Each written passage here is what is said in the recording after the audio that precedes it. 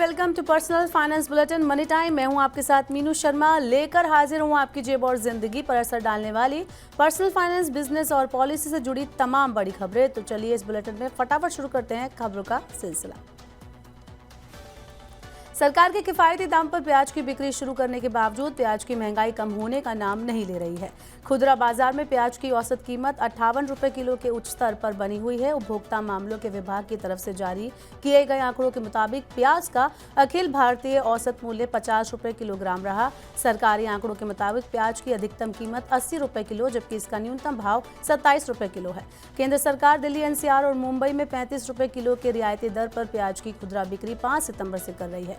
NCCF और नेफेड अपने store और मोबाइल वैन के जरिए प्याज की खुदरा बिक्री कर रही हैं। बिजली उपभोक्ताओं को अब अपने बिजली पर दूध उपकर और पर्यावरण उपकर देना होगा। हिमाचल प्रदेश विधानसभा ने बिजली बिल पर दूध उपकर और पर्यावरण उपकर लगाने वाले विधेयक को पारित किया है। जिन बिजली उपभोक्ताओं का बिल शून्य आता है उन पर दूध उपकर नहीं लगेगा। बाकी सभी श्रेणी के बिजली उपभोक्ताओं के लिए दूध उपकर 10 पैसे प्रति यूनिट होगा। हिमाचल प्रदेश विद्युत संशोधन विधेयक 2024 में पर्यावरण उपकर की अलग अलग दरें रखी गई हैं। पर्यावरण उपकर लघु इकाइयों के लिए 2 पैसे प्रति यूनिट, मध्यम औद्योगिक इकाइयों के लिए 4 पैसे प्रति यूनिट, बड़े औद्योगिक उपभोक्ता और कमर्शियल उपभोक्ताओं के लिए 10 पैसे प्रति यूनिट होगी। अस्थायी कनेक्शन और स्टोन क्रशर के लिए इसकी दर 2 रुपए प्रति यूनिट रखी गई है। चार्जिंग स्टेशन के लिए इसकी दर 6 रुपए प्रति यूनिट है। अगस्त में भी इक्विटी म्यूचुअल फंड में निवेश की गति मजबूत बनी रही। थीम बेस्ड स्कीम से मिले मजबूत योगदान से इक्विटी म्यूचुअल फंड में 38,239 करोड़ रुपए का निवेश हुआ। Association of mutual funds in India के आंकड़ों के अनुसार लगातार 42 महीने से इक्विटी फंड्स में शुद्ध प्रवाह जारी है। अगस्त में अब तक किसी भी महीने में प्राप्त दूसरा सबसे ज्यादा निवेश भी दर्ज किया गया। एसआईपी से मासिक योगदान अगस्त में बढ़कर 23,547 करोड़ रुपए के सर्वकालिक उच्च स्तर पर पहुंच गया। यह अनुशासित और दीर्घकालिक इन्वेस्टमेंट की ओर निवेशकों की बदलती भावना को दर्शाता है। कुल मिलाकर म्यूचुअल फंड उद्योग में अगस्त के दौरान 1.08 लाख करोड़ रुपए का निवेश आया। जुलाई में आंकड़ा 1.9 लाख करोड़ रुपए था। इस निवेश के साथ म्यूचुअल फंड उद्योग का AUM अगस्त के अंत में बढ़कर 66.7 लाख करोड़ रुपए के उच्च स्तर पर पहुंच गया, जो जुलाई अंत में 65 लाख करोड़ रुपए था। बैंकों की तरफ से दिए जाने वाले लोन की वृद्धि दर बैंकों में आने वाली जमा की वृद्धि से ज्यादा होने से बैंकिंग सिस्टम के सामने आने वाले समय में नकदी की चुनौतियां पैदा हो सकती हैं। फिक्की और इंडियन बैंक एसोसिएशन की एक रिपोर्ट में ये आशंका जताई गई है। इस रिपोर्ट में ऋण वृद्धि के साथ तालमेल बनाए रखने के लिए जमा को बढ़ाने और ऋण लागत को कम रखने का सुझाव दिया गया है। 67% बैंकों ने कुल जमा में चालू खाता और बचत खाता जमा की हिस्सेदारी कम होने की बात स्वीकारी है। पिछले कुछ महीनों में ऊंचे और आकर्षक ब्याज दरों के कारण फिक्स्ड डिपॉजिट में तेजी आई है। सार्वजनिक क्षेत्र के 80% बैंकों ने 2024 की पहली छमाही में बचत खाता और चालू खाता जमा की हिस्सेदारी घटने की सूचना दी। प्राइवेट सेक्टर के भी आधे से ज्यादा बैंकों ने कासा जमा कम होने की सूचना दी है। भारतीय रिजर्व बैंक नियमों का सही ढंग से अनुपालन न करने के कारण एक्सिस बैंक और HDFC बैंक पर कुल 2 करोड़ 91 लाख रुपए का जुर्माना लगाया है। आरबीआई ने बताया कि बैंकिंग विनियम अधिनियम के कुछ प्रावधानों के उल्लंघन और जमा पर ब्याज दर, KYC और कृषि ऋण प्रवाह पर कुछ निर्देशों का पालन न करने के लिए एक्सिस बैंक पर 1 करोड़ 91 लाख रुपए का जुर्माना लगाया गया है। जमा पर ब्याज दर, बैंकों के वसूली एजेंटों और बैंकों में ग्राहक सेवा पर कुछ निर्देशों का पालन न करने के लिए HDFC बैंक पर 1 करोड़ रुपए का जुर्माना लगाया गया है। आरबीआई ने कहा कि यह जुर्माना वैधानिक और विनियामक अनुपालन में कमियों से जुड़ा है और इससे बैंकों के अपने ग्राहकों के साथ किए गए किसी भी लेन देन का पर या समझौते पर असर नहीं पड़ेगा।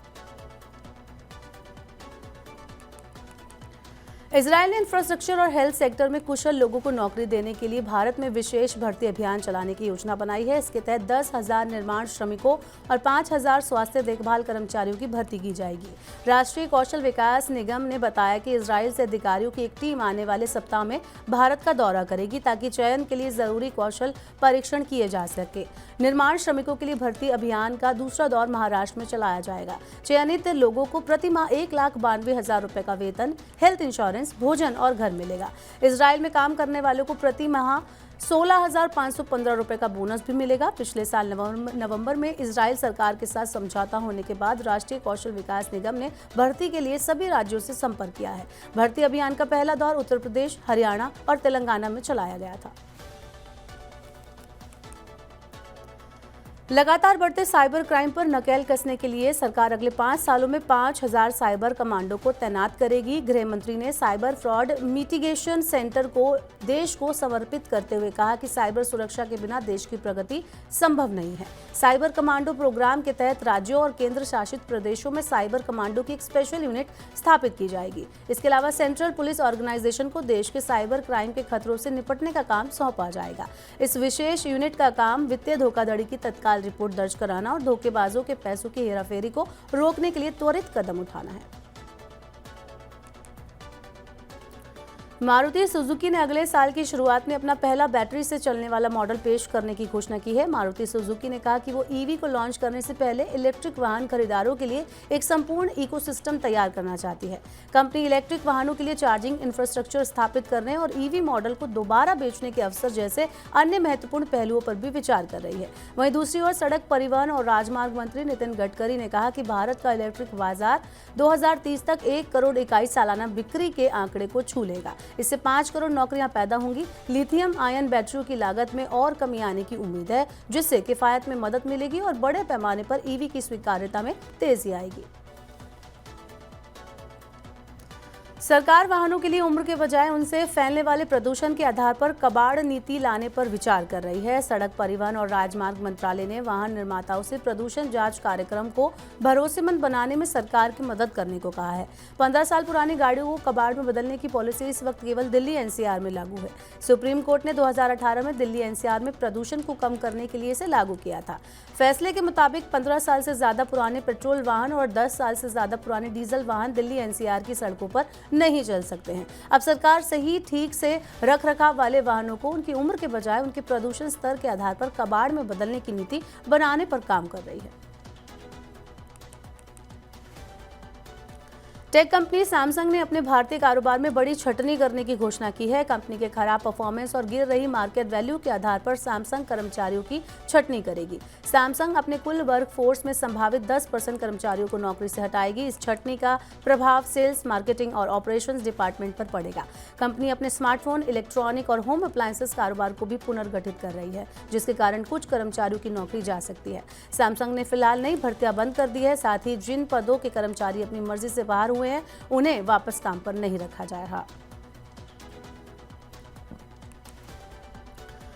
ऐप बेस्ड कैब सर्विस देने वाली कंपनी उबर एक बार फिर अपनी उबर ब्लैक सेवा शुरू करने जा रही है। उबर ब्लैक सेवा को मुंबई से शुरू किया जाएगा। उबर ने कहा कि प्रीमियम कारों की डिमांड को देखते हुए उबर ब्लैक को फिर से शुरू करने का फैसला लिया गया है। इसमें यात्रियों को क्वाइट मोड, तापमान नियंत्रण और सामान रखने की सुविधा के साथ पर्सनल यात्रा करने की सुविधा मिलेगी। साथ ही इसमें कस्टमर्स को प्राथमिकता मिलेगी, जिससे उन्हें बेटर ट्रैवल का अनुभव होगा। उबर ब्लैक में यात्रियों को कमर्शियल सेडान की तुलना में बड़ी कारों की कैब सेवा दी जाएगी। उबर ब्लैक का शुल्क मौजूदा उबर की सेवा से 30 से 40% ज्यादा होगा। अदानी समूह की company Adani airports holdings limited ने यात्रियों के लिए एवियो डिजिटल ऐप लॉन्च किया है। इस ऐप की मदद से यात्रियों को हवाई अड्डे तक पहुंचने के विभिन्न तरीकों, वेटिंग टाइम, गेट बदलने और बेल्ट पर बैग पहुंचने तक के बारे में रियल टाइम जानकारी मिलेगी। कंपनी देश में 7 हवाई अड्डों का परिचालन करती है। एवियो का मकसद विमानन समुदाय को एक साथ लाना है, ताकि यात्रियों को बेहतर सेवाएं दी जा सके। बिना किसी देरी के आंकड़ों तक पहुंच मिलने से यात्री सुरक्षा, जांच, वेटिंग टाइम, गेट बदलने और बेल्ट पर बैग आने सहित अन्य पहलुओं से जुड़ी सूचनाएं आसानी से पा सकेंगे। अवैध ई रिक्शा चार्जिंग सुविधा के कारण बिजली कंपनियों का सालाना करीब 120 करोड़ रुपए का नुकसान हो रहा है। दिल्ली में करीब 1,60,000 ई रिक्शा हैं, जिसमें से सिर्फ 50,000 दिल्ली सरकार के परिवहन विभाग में पंजीकृत हैं। विभाग बिना पंजीकरण वाले ई रिक्शा को जब्त करने और स्क्रैप करने का अभियान चला रहा है। बिजली कंपनियों का कहना है कि राजस्व हानि के अलावा अवैध चार्जिंग और घटिया बैटरी से सुरक्षा को भी बड़ा खतरा है। हाल ही में शहर में खराब चार्जिंग सुविधा के कारण आग लगने और करंट लगने की कई घटनाएं सामने आई हैं। अनुमान के मुताबिक 60% से ज्यादा ई रिक्शा बिजली चोरी में लगे हुए हैं, जिससे परिणाम स्वरूप शहर भर में 15 से 20 मेगावाट की हानि हो रही है।